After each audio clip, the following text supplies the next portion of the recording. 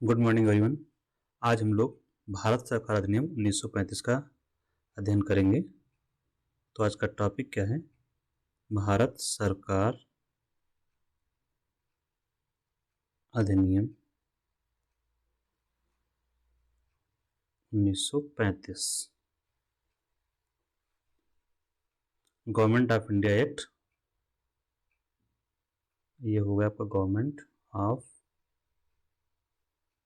India act 1935।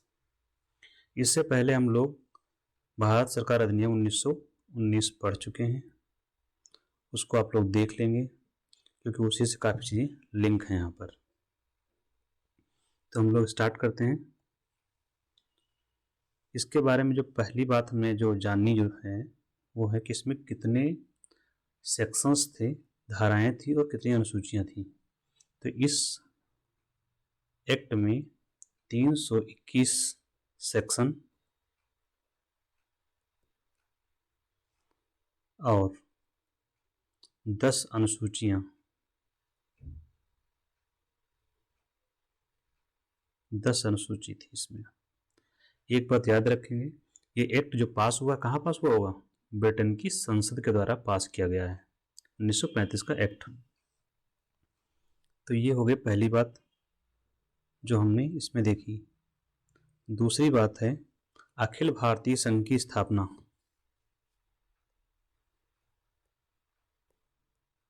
Akhil Bharatiya संघ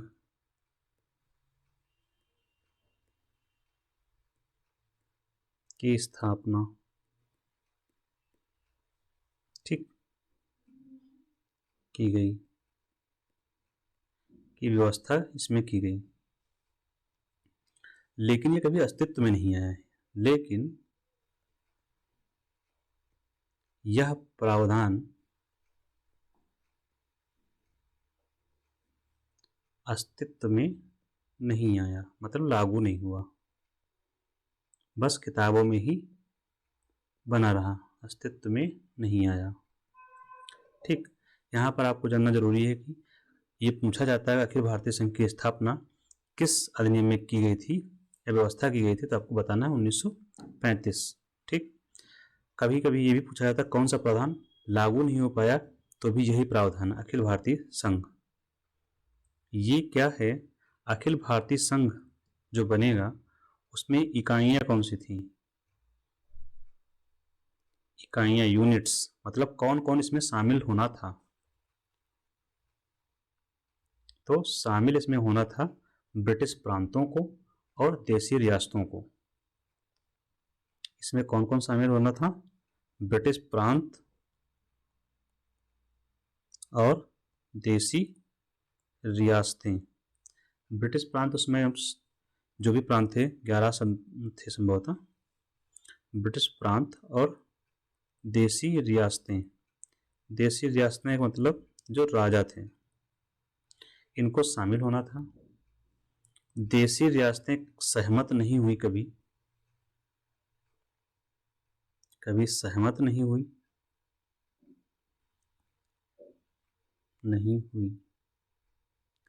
इसलिए यह प्रावधान लागू नहीं हो पाया, क्योंकि संघ बनेगा कैसे, इसलिए यह प्रावधान लागू नहीं हो पाया। रीजन आप लोग जान गए क्यों नहीं लागू हो पाया ना, इसलिए यह प्रावधान लागू नहीं हो पाया, टू बी वेरी क्लियर। ठीक, अब इस बात को याद रखें अखिल भारतीय संघ को, इसी से हम लोग आगे चलेंगे। नेक्स्ट पॉइंट है जब संघ बनेगा, किसी भी चीज का संघ जब बनाया जाएगा तो जो विषय होंगे उनका विभाजन होगा।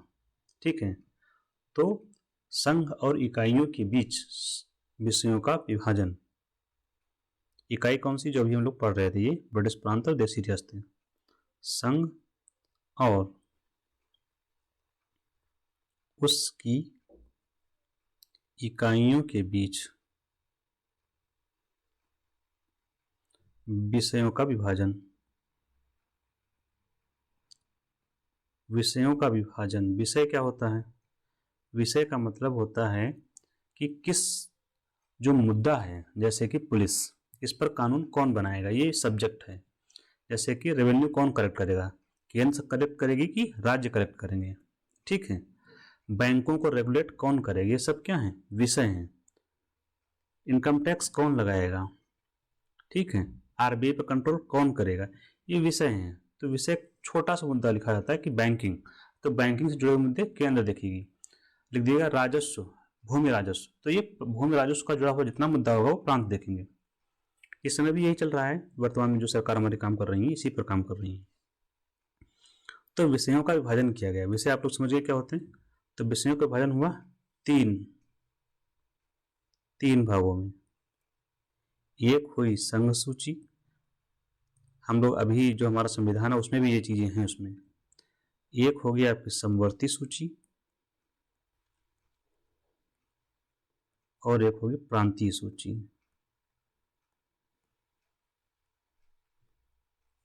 ठीक। कितने विषय थे ये हमारे लिए जरूरी नहीं है। तो संघ सूची पर, इस पर कानून बनाएगा। जैसे कि मान लो यहां बैंकिंग रहा होगा, ऐसे ही लिखा रहता कि सिर्फ बैंकिंग, तो बैंक से जुड़े हुए कानून ये बनाएंगे। संघ सूची पर कानून संघ बनाएगा। संघ मतलब केंद्र, केंद्र सरकार, संघ या केंद्र।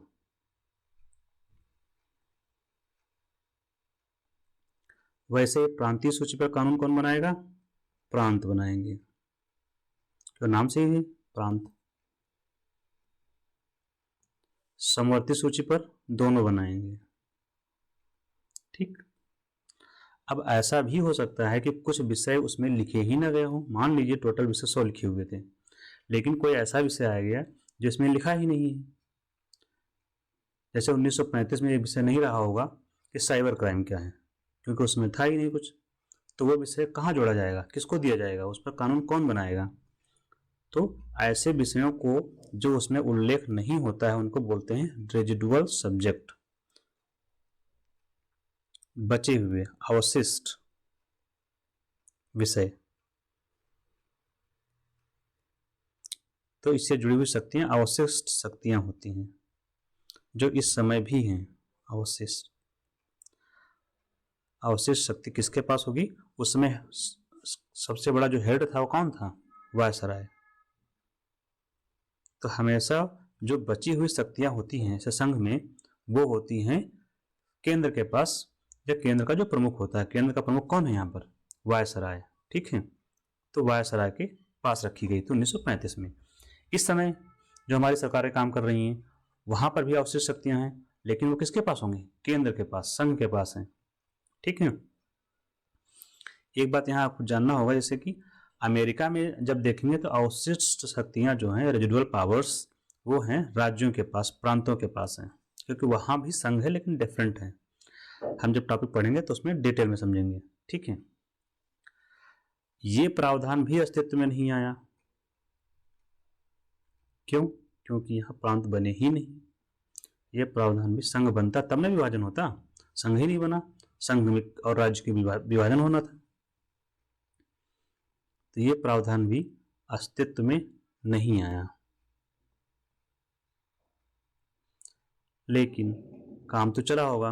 कैसे चला फिर, अब हम लोग देखते हैं प्रांतों का शासन कैसे चलाया गया इसमें, ठीक। तो प्रांतों में द्वैध शासन को समाप्त किया गया। प्रांतों में द्वैध शासन समाप्त। द्वैध शासन, द्वैध शासन का मतलब दो लोगों द्वारा शासन, दो, डायरकी, DYARCHY, सन समाप्त। अब क्या है द्वैध शासन, आप लोगों को पता है क्या था। ये जो विषय हम लोग अभी पढ़ रहे थे, द्वैध शासन, प्रांतीय विषयों का विभाजन दो भागों में था। प्रांतीय विषय जो थे, विषयों का विभाजन हुआ था 1919 में। तो प्रांतों में जो द्वैध शासन समाप्त हुआ, ये 1919 में लागू किया गया था। जो एक्ट आया था उसी व्यवस्था को खत्म कर दिया गया। द्वैध शासन क्या होता है, दो विभागों में विभाजन। एक को कहा गया आरक्षित विषय, कहा जाता था, और दूसरे को हस्तांतरित।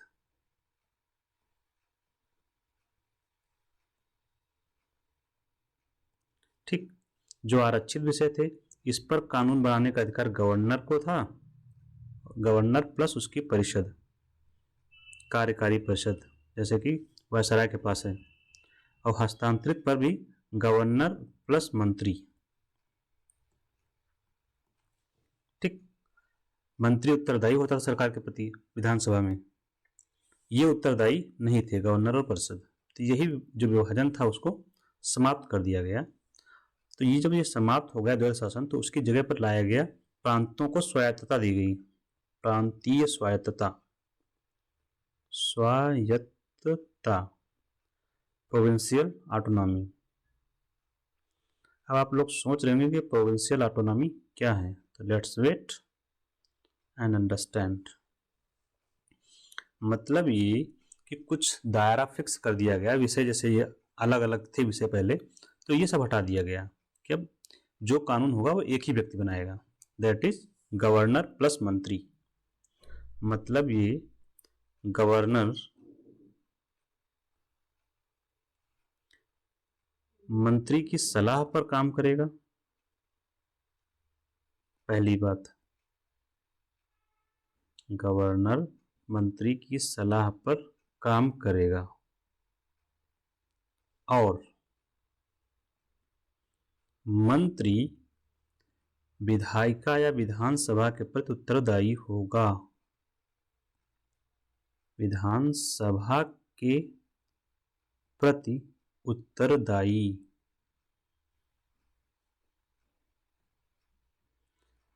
पहले क्या था, गवर्नर वाला ये देख रहे हैं ना, यहां पर तो उत्तरदायी था ही नहीं, जो इसकी परिषद थी वो गवर्नर था। कुछ लोग उत्तरदायी थे कुछ विषयों के मामले में, गवर्नर प्लस मंत्री थे। तो ये व्यवस्था खत्म कर दी गई, बस पूरी सी सारी व्यवस्था यहां पर आ गई। तो प्रोविंशियल ऑटोनॉमी क्या है कि अपने क्षेत्र में प्रांत जो निर्णय चाहें ले सकते हैं, जिन मामलों में उनको शक्तियां दी गई हैं। अब विधानसभा के प्रति उत्तरदायी होगा, तो ये हो गई उत्तरदायी शासन की स्थापना। कहाँ, राज्यों में उत्तरदायी शासन या सरकार,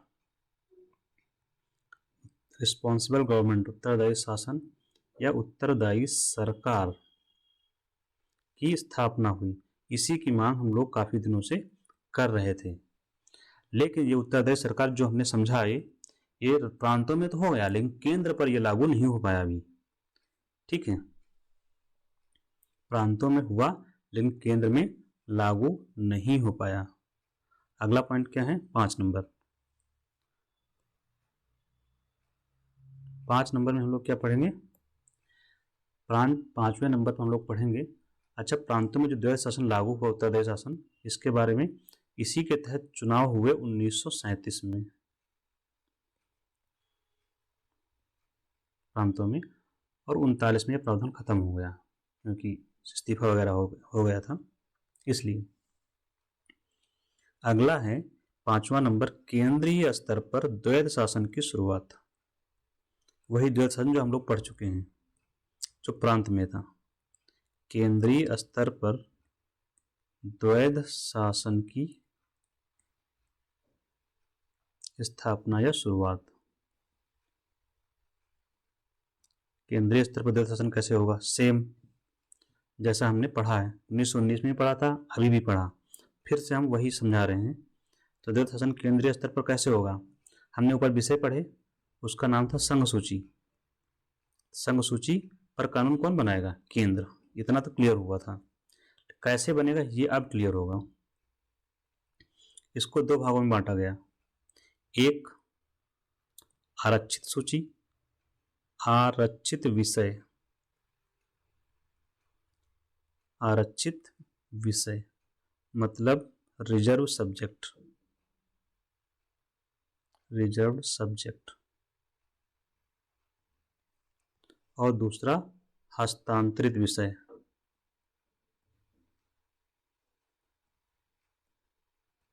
ट्रांसफर्ड सब्जेक्ट।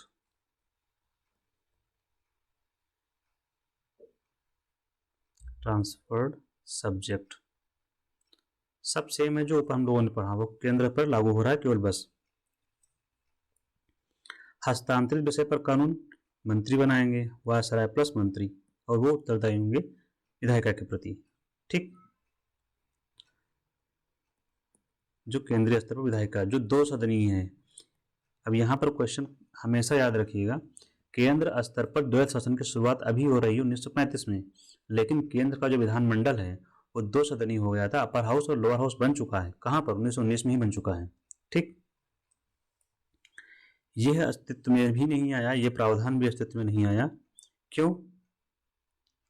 क्योंकि संघ नहीं बना, प्रावधान अस्तित्व में नहीं आया, क्योंकि सब कुछ जुड़ा हुआ है संघ से, अस्तित्व में नहीं आया। ठीक,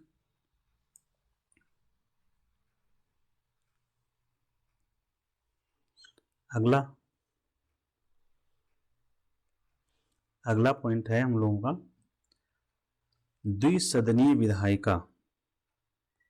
6 नंबर, प्रांतीय स्तर पर द्विसदनीय विधायिका की स्थापना।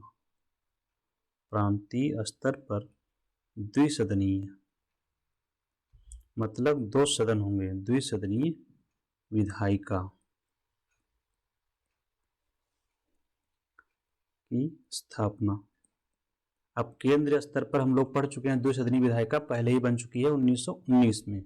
अब प्रांतों पर द्विसदनीय विधायिका बनेगी, मतलब इसमें 2 सदन होंगे, 2 सदन, द्वि मतलब 2, सदन मतलब सदन, 2 सदन मतलब 2 हाउसेस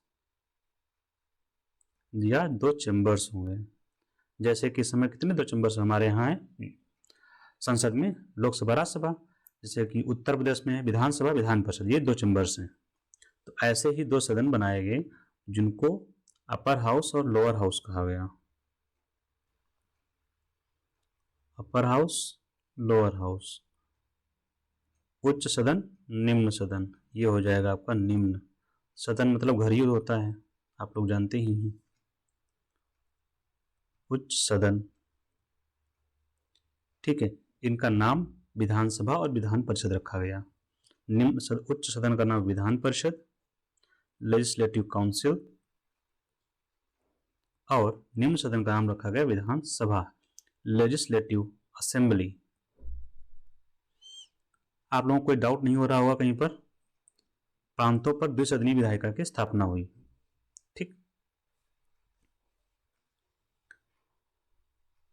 कहां कहां पर हुई? तो 6 प्रांतों में व्यवस्था की गई, 6 प्रांतों में। 6 प्रांत कौन कौन से थे? चलिए कुछ प्रांत तो लिख ही लेते हैं। बंगाल, जो पहले की प्रेसिडेंसीज हैं, बंगाल है, बॉम्बे है, मद्रास है, 3 तो यही हो गए, 3 ये हो गए, और 3 हो गए आपके यूपी, बिहार और Assam. UP that is United province, संयुक्त प्रांत बोलते थे उस समय। बिहार एंड असम, ठीक है। हम लोग 6 पॉइंट पढ़ चुके हैं। अगला पढ़ते हैं 7वां। 7वां पॉइंट क्या होगा? अनुसूचित जाति के लिए आरक्षण का प्रावधान किया गया।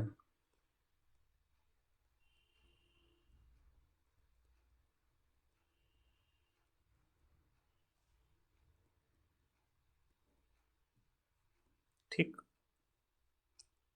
8वां आपका क्या होगा? जो मताधिकार था, सीमित मताधिकार, यूनिवर्सल तो अभी भी नहीं दिया गया, यूनिवर्सल तो आज़ादी के बाद ही मिलेगा कि हर कोई वोट दे सके, समझ रहे हैं? आज़ादी के बाद मिलेगा, कितना इंपॉर्टेंट है। सीमित मताधिकार का विस्तार किया गया, मतलब जो सीमित था उसको थोड़ा विस्तार हुआ, जनसंख्या और बढ़ गई, 15-20% जनसंख्या आ गई उसमें दायरे में।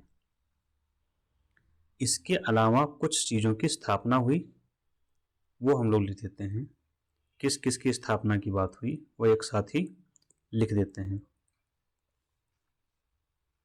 जैसे फेडरल कोर्ट की स्थापना हुई,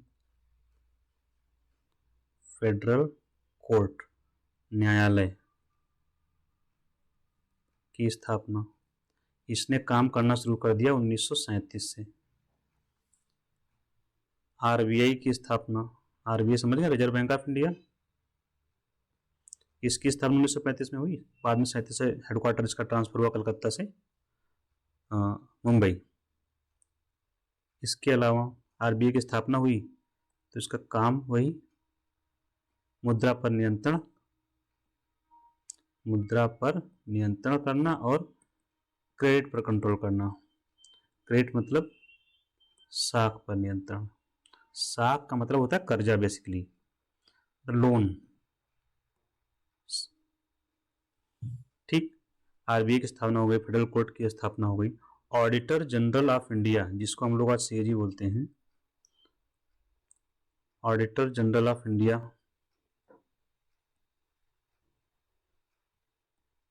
की स्थापना हुई।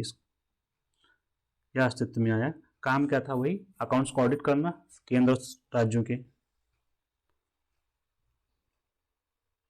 इसके अलावा लोक सेवा आयोग की स्थापना इसी में हुई, जो आपके लिए सबसे जरूरी है। लोक सेवा आयोग की स्थापना का प्रावधान। अब इसमें लोक सेवा आयोग कौन कौन से हैं? तीनों लोक सेवा आयोग हैं। इस समय के संविधान में भी तीनों का उल्लेख है। इसका नाम सिर्फ था संघ लोक सेवा आयोग। एक हो गया संघ का, संघ, फिर लोक सेवा आयोग। इंग्लिश में फेडरल करके है, फेडरल पब्लिक सर्विस कमीशन, चूंकि ये फेडरल का है। फिर प्रांतीय लोक सेवा आयोग, संघ के बाद प्रांतीय लोक सेवा आयोग। फिर संयुक्त लोक सेवा आयोग भी बनाया गया, का गठन का प्रावधान था। संयुक्त लोक सेवा आयोग मतलब 2 या 2 से अधिक राज्यों का एक ही में कर दो, वो भर्ती करेगा। ठीक। एक और प्रावधान, इसी एक्ट के तहत आपका जो म्यांमार है, बर्मा को अलग कर दिया गया। बर्मा, दैट इज म्यांमार, इस समय जो नहीं है, बर्मा को अलग कर दिया गया। समझ गए? इसके अलावा आप लोग 2 राज्यों का गठन हुआ यहीं पर। 2 राज्यों मतलब 2 प्रांत का गठन। कौन से? असम और सिंध। ये टॉपिक बहुत जरूरी है, मेंस में भी आया हुआ है। यूपीपीसीएस के मेंस में पूछा गया है 1935 के एक्ट के बारे में। ठीक है, तो ये बहुत ही जरूरी टॉपिक है। इसमें जो एक लास्ट टॉपिक बचा, टॉपिक करें, एक लास्ट पॉइंट है, वो ये है कि भारत परिषद का अबॉलिश कर दिया गया। भारत परिषद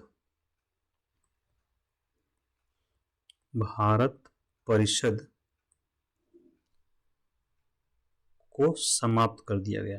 अब आप लोग सोच रहे होंगे भारत परिषद क्या है, ये भी पूछा ही गया है। भारत परिषद, अगर आपने एक्ट पुराने पढ़े हैं तो आपको याद आ जाएगा, ये वही ऑफिस है जो ब्रिटेन में है। ये कहाँ है पद? ब्रिटेन में है।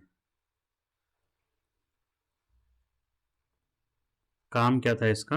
ये सलाह देता था। ये ऑफिस ब्रिटेन में है और यह सलाह देता था। किसको? भारत राज्य सचिव को। भारत राज्य सचिव को। और इसका गठन किसके तहत हुआ था? जो भारत सरकार अधिनियम 1858 है उसके तहत हुआ था। भारत सरकार अधिनियम 1858 हम लोगों ने जो पढ़ा है उसमें हम लोगों ने पढ़ा था कि उसमें भारत राज्य सचिव का गठन किया गया, पद बनाया गया और भारत परिषद बनाई गई थी इसकी सहायता के लिए, भारत राज्य सचिव की। उसको अब समाप्त कर दिया गया, तो इसकी जगह पर क्या आया? भारत राज्य सचिव को इसकी जगह दे दिया गया एक एडवाइजरी, क्या बोलते हैं, सलाहकारी, कुछ एडवाइजर्स दी गई है इनको, टीम ऑफ एडवाइजर्स दी गई। बट उसका नाम अब ये नहीं रहा भारत परिषद। तो भारत परिषद को कब समाप्त किया गया? 1935 के एक्ट से समाप्त कर दिया गया। ठीक है। अभी यहाँ पर आप लोगों को जो डाउट हो रहा होगा, अभी भी शासन कैसा चल रहा है, एक बात हमेशा याद रखिए, शासन ब्रिटेन से चल रहा है। इसको आप ले लीजिए, ब्रिटेन है यहाँ पर बैठता है आपका भारत सचिव। ये आपका पोर्शन में जो लाइन खींची ऊपर का भाग यूके है, तो यहाँ बैठता है भारत सचिव या भारत राज्य सचिव, जो कैबिनेट का मेंबर है। कहाँ की? ब्रिटेन की। और ये कैबिनेट उत्तरदायी है संसद के प्रति। ये व्यवस्था अभी भी चल रही है, मतलब 1935 में भी चल रही है। और इस भारत राज्य सचिव निर्देश देता है भारत में, किसको देगा ये हम भारत में आ गए। इसका हेड है यहाँ पर वायसराय। भारत का हेड है, भारत का प्रशासनिक हेड वायसराय है। इसी की सहायता के लिए आपकी कार्यकारी परिषद आपने पढ़ी, जो कि अभी भी अस्तित्व में है 1935 में। और इसकी सहायता के लिए कानून बनाने के लिए विधायी परिषद बनाई गई थी, विधायी परिषद।